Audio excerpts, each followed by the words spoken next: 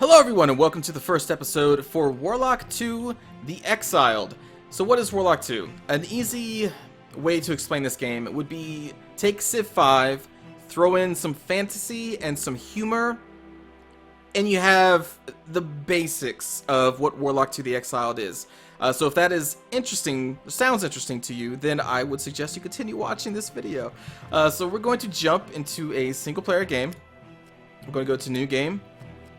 And this is the game creation screen. So there are two modes, the Exiled mode and Sandbox mode. Exiled will follow the actual storyline of the game, so if I click on that, you can see that the victory types have changed, because in the Exiled mode, you have to defeat the United one. So very quickly, the basic story behind Warlock 2 is you are a great mage of Ardania, and a great threat came to Ardania. I think they're called Tremora, I think is what they're called, and you went off into these shattered worlds, which you can kind of see in the background here, and to defeat the Tremora. Along the way, your character met a race called the Planestriders, which is a new race for Warlock 2, and I'll be showing them off here shortly, and together you defeated the Tremora. Now, while you were away from Ardania, this United one came in and took over Ardania. So the storyline of the Exile mode is you trying to bounce from shattered world to shattered world on your way back to Ardania to defeat the United one. So that's the basic story of this game. I'm not going to be playing that right now. I'm just going to jump into Sandbox mode, which is, well, what it sounds like. It's Sandbox mode. You create a world, you create your opponents, you dive in, and you play. So we're going to do that. I'm going to leave all these victory types enabled because I'm not exactly sure what the avatar is. I'm assuming the Unity spell is a spell you can research and cast to win the game. I'll keep that up. Capture Holy Grounds, not sure what that is either. I've done a test game before I started recording this, and I did not see anything called Holy Grounds, so I'm hoping to find out what they are in this Let's Play. For our difficulty, which you can see it goes from relaxed, and it tells you a little thing like, people who should play this. People who should play relaxed mode are people who are asking what the heck is a strategy game. My test game I did was on normal, and it says I have played a few strategy games in my time. So normal mode is pretty easy. If you have played strategy games for any length of time, you probably will have a pretty easy time on normal. So I'm going to go on challenging to see how hard or easy that is. Next, we're going to jump to the world config. So we have a lot of options here. On the left, you're actually choosing your land type. So you have Great Land, which is just, I believe, just one continent. It's what I did my test game on. It was just one continent, nothing very special. We have Supercontinent, which I think is what I'm going to play on this time because it shows a picture of a lake, so I'm hoping it is still a giant continent, but it's broken up by, you know, lakes, rivers, or whatever. So we're going to test that out. But you also do have continents, and you have islands. You also have the size of the map, from small to extra large. I would just go with normal for this first one. Go to Supercontinent. Okay, we also have a map type. So you can choose from a flat world, which means at the edge of the world is it. That's the edge. You cannot go any further. So going, you know, all the way to the left will not end you up on the right, or, you know, west will go to east, north will go to south. The other option is a cylindrical world. So you still can't reach the south from going north and vice versa, but you can reach the east by going to the west and, you know, back and forth or whatever. So I'm going to choose the cylindrical world. And then we can go to our opponents. I will leave it at 3 because that is the suggested number of rivals for a medium-sized map, so I will leave that at there. And the additional worlds. So we're going to start on the continent of Ardania, basically. We're making Ardania right here. The additional worlds are the shattered worlds that you would go through on the campaign Exiled mode, which are basically, like I said, these things in the background. So that's what these additional worlds are, and I'm going to leave it at 2. So on the supercontinent that we're going to play on, we're going to find portals that will take us to these different worlds that have different resources, different climates. I don't know them all because I only saw one, so I'm hoping to see different ones in this Let's Play and find out what secrets they have and then conquer them. Next, we're going to choose our character. So I'll run through the presets here. You have Mirabus the Hat, Anna the Benign, who starts with humans. That's her flag, her perks, and her spells. We'll just go through here. Rock, which is a Planestrider. The Dragon Queen, which is with the Arethi Elves. Zara, which is a monster race. Krell the Kingpin, which is a human. King Lich the Sixth. I like that name, pretty basic. Undead. Another elf. Nefertari, another human with different perks and such. So basically, you can choose one of these presets. But for any one of these, you can go into Customize, you can change their starting race. These are the races, by the way, the Elves, the Humans, the Monsters, the Planestriders, the Undead, and the Svarts. I think that's how you pronounce it? Svarts? I'm not sure. But I think these are like dwarves or just engineered humans, something like that. Anyway, so you can change that, you can change the color of the flag, you can change the name of the person, and then you can go in here and change the perks. So I can just click reset. You see I get 10 points, so I can dump that into, let's say, Conjurer to get increased mana production. If I want to spell, let's like do, you know, Ice Ring. Takes 3 points, so on and so forth. I'm probably not going to play as Lady though, so we're going to hit back. Go. Oh, actually, we're going to go click on this. There we go. That brings us back to the presets. I'll choose... My first thing I wanted to try was Undead, but I'll probably save that for when I get into a bigger, deeper game. I think I will try out the Planestriders for this one. Well, maybe the Elves? I've never played as the Elves before. Sure, why not? Let's play as the Elves. And instead of Amberon the Light, what a whack name, let's do tokshen the Light. That's much better. Much better name. Oh, whoops. There we go. And perks. Let's see. Glorious Tacticians. All of our units' power are plus 10%. And we have 20% additional research. Do I want that? I don't think I want that flag. Let's go with a blue circle. You know, maybe that's okay. Having increased power and research. You know what? Sure, I'll keep that the same. Fine, that's fine. Oh, well, change the flag though. Okay. So I guess we're ready to start. Let's jump into it.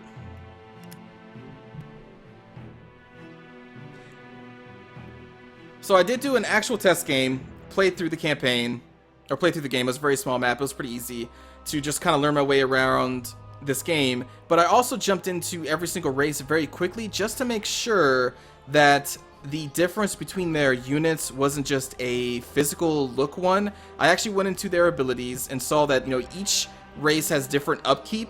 Each race has different starting melee attacks, starting hit points, so they are different. I'm glad it's just not like a palette swap. So, you know, warriors from the monsters are basically the same as warriors from the elves. They just look different. So they are actually different. They have different resistances, different stats and all that, so that's pretty cool.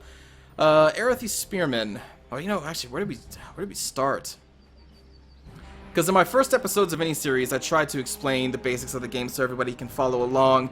Let us start with the...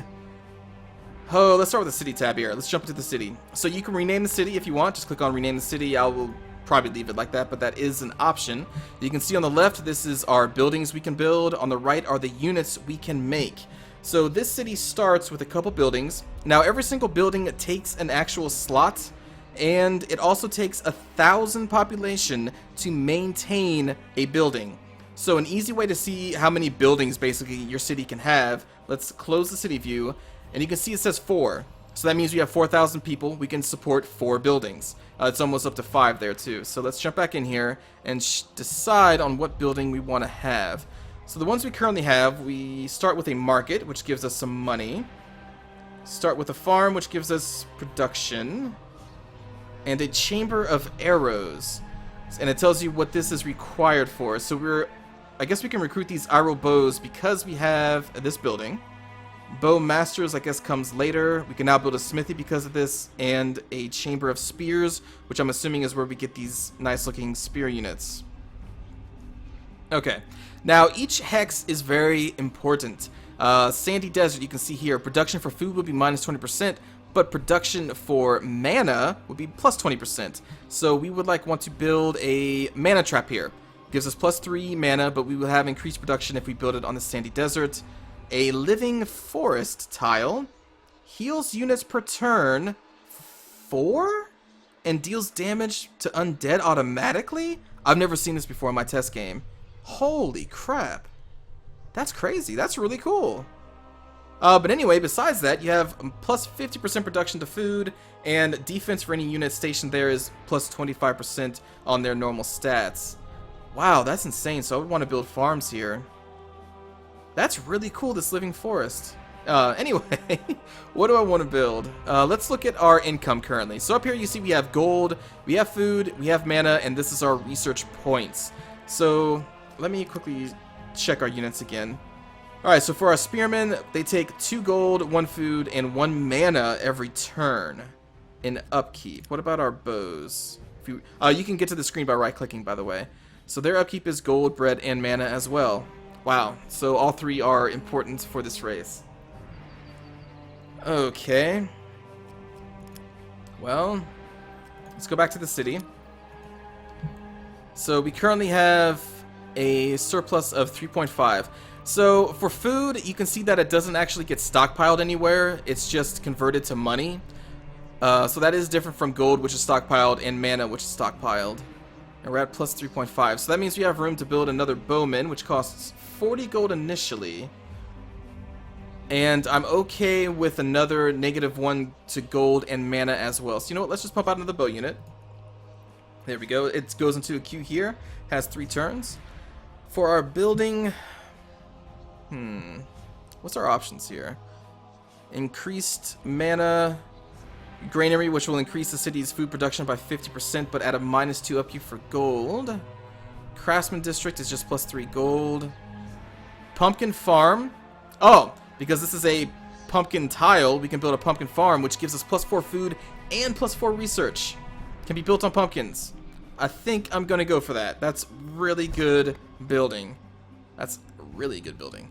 Alright, so there you go. We're going to build that. It's going to take 3 turns, and at any time... you can click on the show building tree, which is an excellent feature. So it shows you like where your units would be. So we could get a Warlock of the Exiled if we get a Chamber of Magic, and it shows you exactly what you need to build to get to the Chamber of Magic. And it's a pretty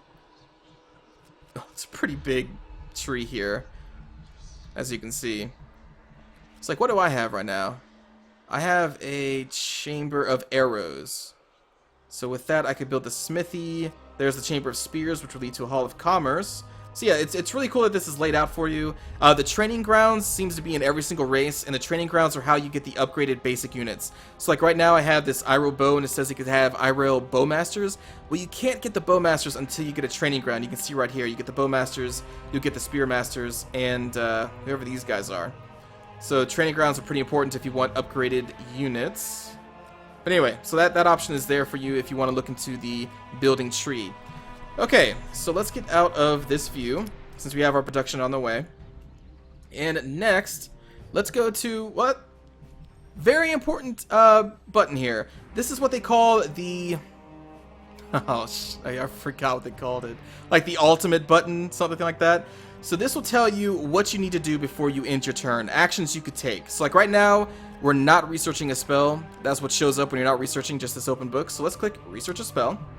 And this brings up the spell research menu. So you have multiple schools. We have wizardry, sorcery, and divine spells. Divine spells unlock when you earn favor with the gods, which I'll show you here in a bit. But sorcery and wizardry, you don't have to have any favor whatsoever. And don't worry, this is not the only spells available in the game. There are tiers for each one of these.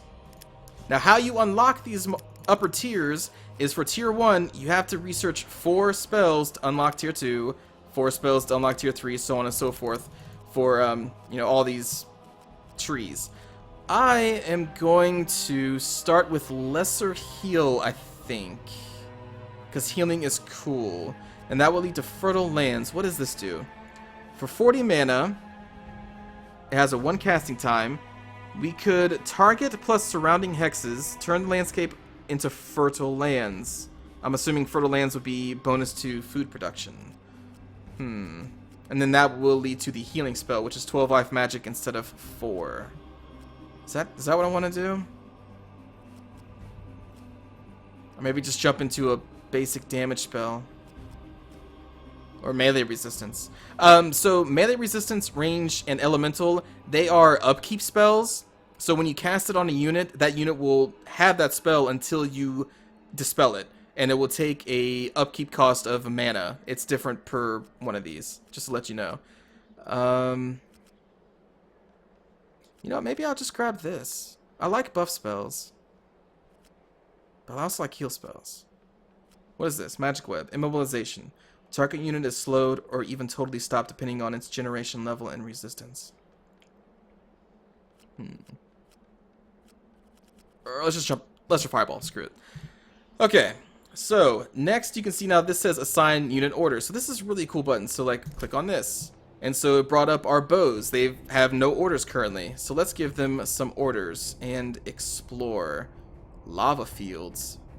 Damage to units return 2 elemental magics. Like this is probably something I would want to target with that fertile lands ability. Change these lava fields. I'm assuming you can do that into fertile land.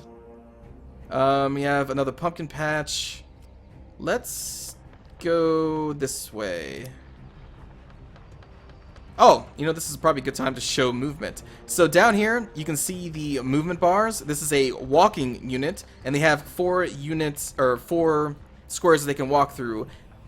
That is not counting rugged terrain. Rugged terrain, like, you know, hills, I think dense jungles, they take multiple movement points to walk through. But we have 2 points left. This is just a barren forest. Does that take 2 points? That did. Alright, so I guess forest tiles take 2 points to move through too. So now we are out of movement points. So I guess that's all we do with them. Spear units. Let's go... Maybe we should go with our bow units. Sure. Alright, so I just double clicked up there to increase the... or decrease the time it takes for them to go up there. Alright, so now they are out of movement points. So now, what's next on our button? New units. Okay, it's telling us the bow unit is now available in this city. So we can go to the city, we can see there they are. Very good. And that's it. That's all the actions I guess we can take this turn, because now it says end turn. But I'm not done with this turn yet. So let's jump into what these buttons do up here. So first you have your unit list. It's a very convenient window to have. It tells you all the units you have in the game. It tells you their current stats, their upgrades, because units do level up in this game, kind of like they do in Civilization 5, and you choose new perks for them. And so all that will show up right here. Very cool screen to have.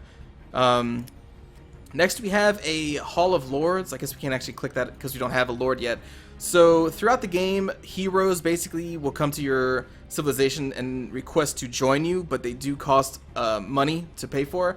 And when that happens, this will light up and we can click on there, and I'll show you that later. Then we have our city tab. Shows you our cities, their upkeep, their production.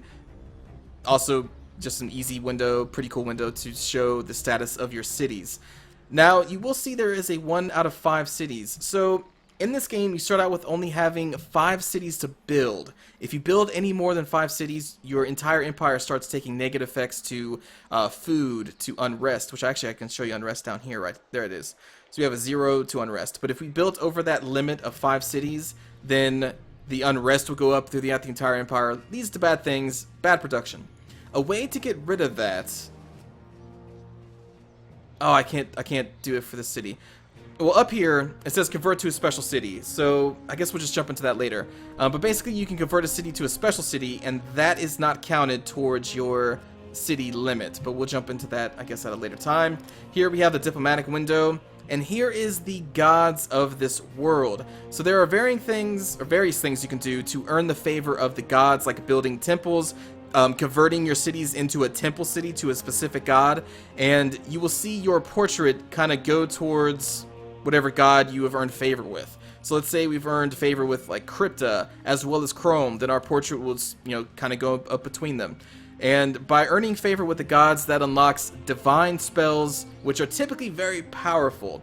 So we'll probably explore that later. This is also where you would dispel any global enchantments you have on your empire. It's kind of a weird screen for that to be on, because this is the diplomacy screen, but this is where your spells will show up, and then you can just right click on them, I believe, to dispel them. As well as where you can see your other rival great mages, which we'll get into later because we haven't found any yet. Any other screens? Quest panels, we'll get into that when we get a quest, and I think that's it. Ooh, we have a monster up here. Alright, well, let's end our first turn. Okay, there we go. Oh, right here. So, this opens the world panel. So this is Ardania, where we started with, and it shows you that there are 2 other unknown worlds. These are like the broken shards I told you about. We have not discovered the portal on Ardania that will lead us there, so hopefully we'll get there sometime soon. World size tiny. Oh, cool. I didn't really notice this before, but it also shows you with the selected world what units you have there, what cities you have there, and what resources you know of there. So apparently silver and iron are within our sight. I just did not see them. And multiple pumpkins. Cool. That's a very cool screen. Then you have this way that you can change the map. So this is Ardania. These are the two worlds. Oops. And then you can just click back on this to get the Ardania map. So that's what those do. Okay. So assign unit orders. Let's go. I know there's a enemy there. Let's move one. What is this? Ooh, they're already damaged. Something else is hitting these guys.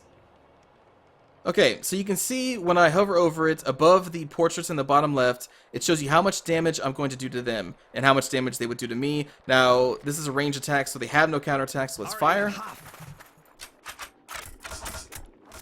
There we go. Still alive. Let's move our spear units over here. I guess this is as far as we can go. Okay. And then that's it. End turn. And those neutral monsters are running away. So what is this? A spider hole can be looted by any unit. Well, let's loot it. There we go. We got 15 mana. Excellent. Ooh, pigs. Iron. So iron is important because that's where you can build smithies, and smithies will give you access to better armor that you can equip to your units. Let's just keep going this way. It appears there is another great mage in these lands. Ah, here we go. We met a great mage. Let's open up the diplomacy window. We met Rock, I guess. We're currently at peace. Okay, let's start negotiations. So here's the negotiations window. With me? Hello. Wow, it actually tells us how much gold and mana they have. I didn't notice that when I played my test game. Okay, so you know what? Since we're neighbors, I don't want us to go into war right off the bat, so let's see if they will accept a non-aggression pact. This offer might be accepted. Let's send the offer. Now it says rival encountered. Yes. What up? New unit.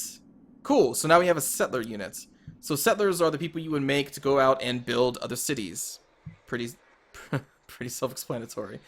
I do not actually have enough money to make them right now, though. So let's close that. And what else do I want to do? That says intern, so I guess there's nothing much I can do. But where would I want to build my new city? Do I want to go up here? Because like up here we have iron, which I can build a smithy. We have 2 of these pumpkin patches, which we can build that building that gives us 4 food and 4 mana. So those are pretty cool. And silver's over here. So this is probably where I want to go. Yeah, that's probably where I want to go. But let's end our turn. Alright. So the monsters do move when you end turn. Been researched, my lord.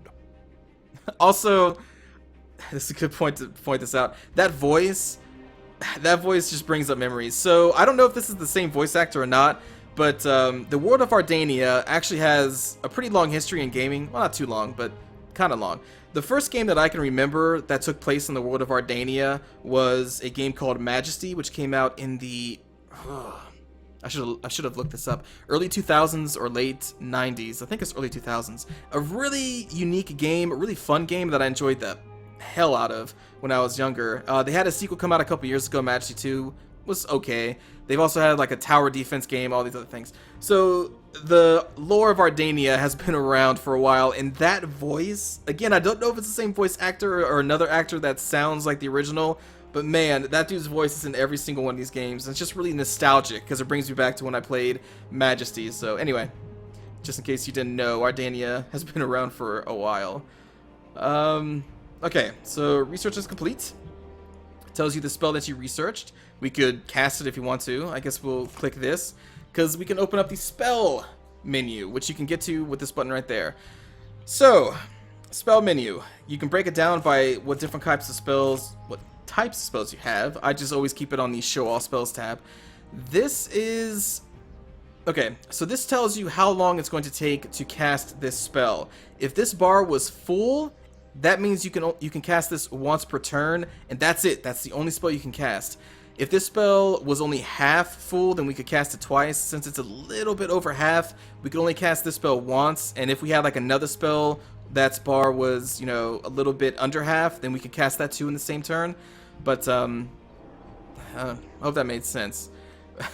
So, well, we'll show more of that later. Also, spells cost less if you cast them within your own territory. Your territory is shown by this area, this little blue outline right there.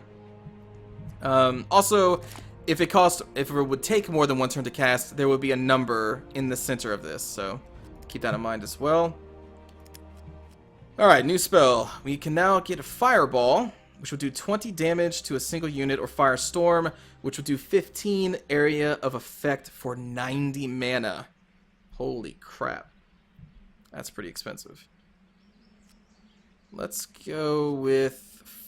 Oh, also a casting time of 2 turns. Let's go with the Fireball. Okay, so that's it. Construct building. So now my pumpkin patch is up and running, and we have 5,000 plus people, so we can maintain 5 buildings. Again, it takes 1,000 per building. Next, what do I want to make? Chamber of Spears, so I can start making the Spearmen. It does take -2 to our gold income. But yeah, I think that would be a good idea. We could also build a harbor, which will increase our productivity of money from this city by 50%. Since there is shallow water, I'm assuming we can build it there. Yep, okay. That's kind of funny. We have a magic tower, which is a defensive building with a range of 3. Shows you right there. Okay, so here are some of the shrines we can make to earn favor with the gods. This may be a good time to actually look at the spells we could earn from these gods and see what I want to go with. So let's open the spell research. Okay, summon skeletons is not something I'm probably interested in right now. Summon rats. Agrila's healing. Heals 20? Holy crap. Moonwalk gives us a blessing of haste. Shield of chaos. Magic resistance. Sunstroke is damage. Rune of protection. Summon to a free hex a rune which increases the resistance to melee and range damage of all friendly units in its vicinity. Holy word. 12 life damage to 1 undead unit. And you can see the tier 2, tier 3, all that. Do any of these... Are any of these I'm interested in?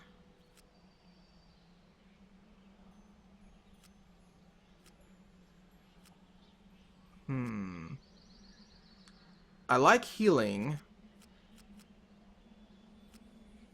I like haste.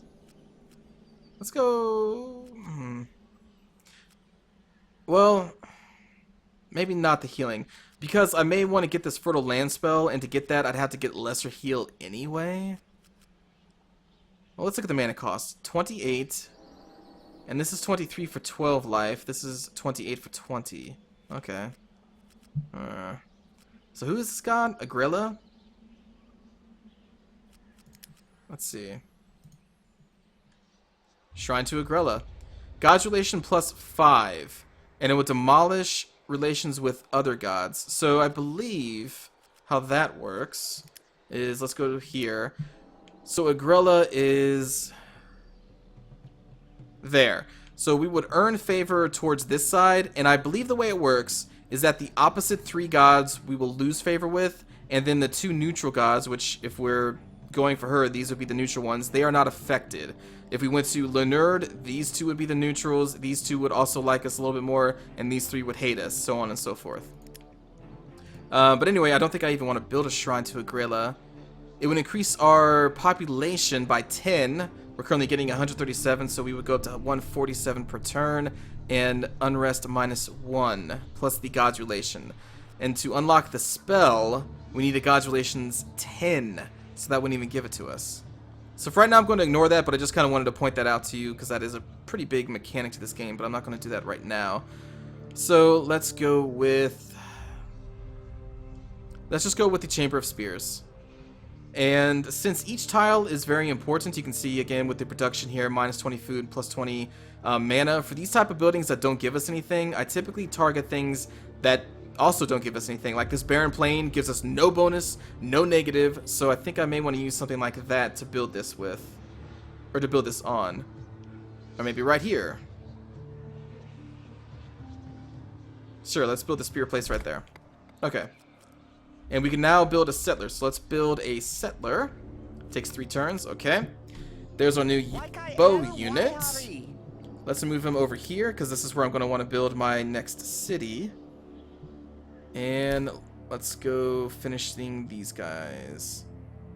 Okay, so each ranged unit has an attack range of 2, so I'm going to move up here, which gives us a defense of 25. And I'm going to target them. They're also in a defense of 25, so that's unfortunate. You can click again to make the combat go faster. Alright, so this should take 2 movement points. There we go, and we still have enough to attack. So my test game, I played the sports people, and their basic melee guys I think only had a movement of 3, so you can see that these elves are a lot faster, plus they do a lot more damage. I think the sports basic unit was just 10 melee.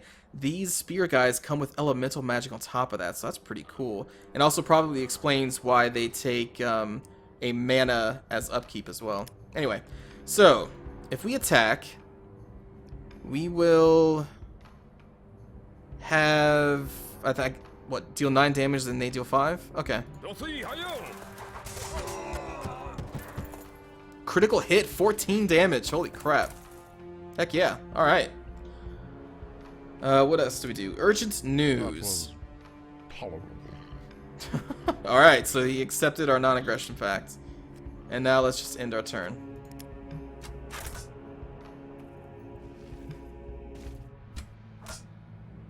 Alright, so those bows fired at us. What is this? Oh, this is a neutral city. Oh, okay. I didn't even notice.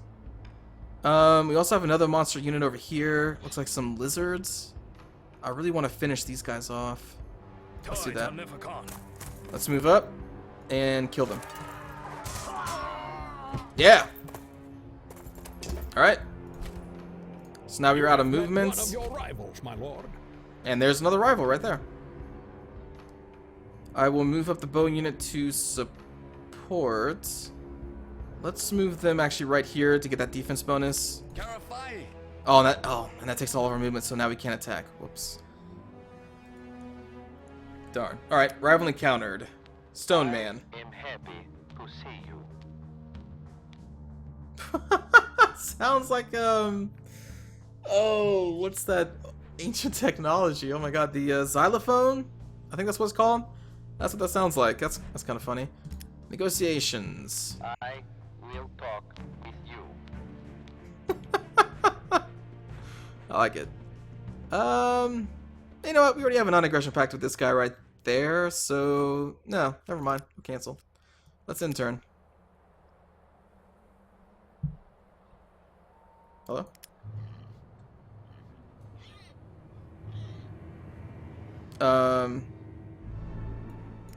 What the oh my god, what the heck? Oh, there we go. Okay. Wow, that was weird. I haven't seen it locked up like that before. Alright, so unit has no tasks. Alright, well, let's move. Never mind. We can't move anywhere. Now it's back to end turn? Is this the same turn? I guess so. What the hell's going on?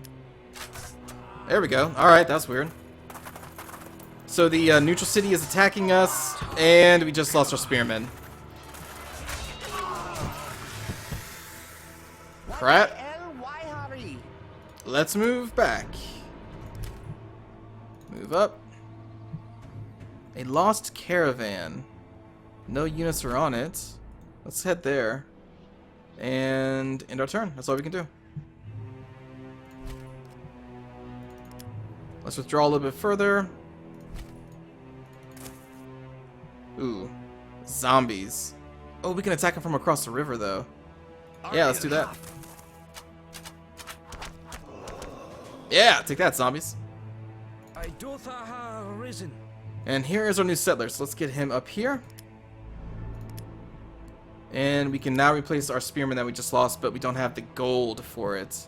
So I'll probably make a gold production building next time. Close and end turn. Holy shit. Oh, they can attack across the river? Oh, okay. Uh-oh. Crap. We now have rogues in our city. Okay, so when an enemy gets close, you can then attack them with your capital. So I would do that. Or, well, with your city. Almost killed them. Shoot. Let's move you.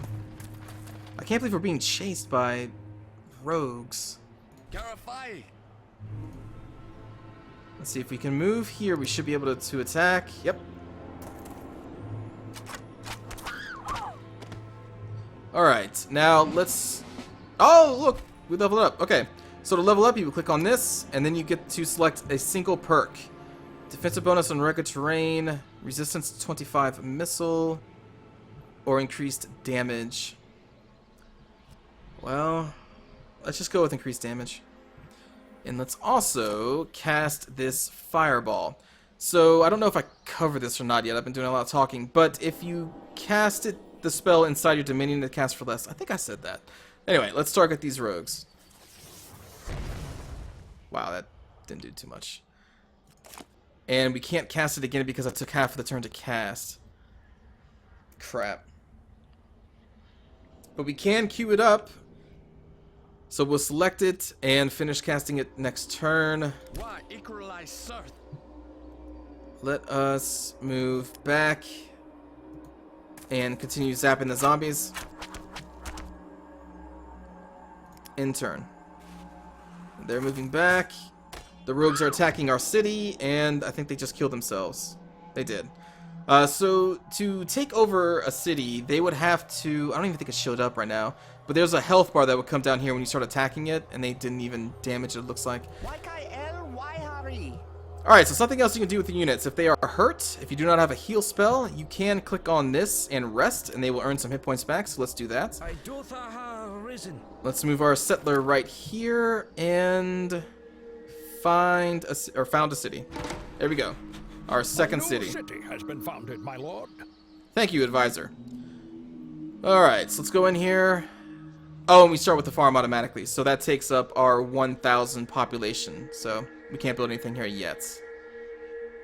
Okay, that's fine. Alright, so I think that's... Oh, and our spell is ready, that we started casting last turn, but we have nothing to cast it on now. I was expecting to fight the rogues off a little bit more. I'll tell you what. Let's move these guys up. Let's cast that fireball at the zombies.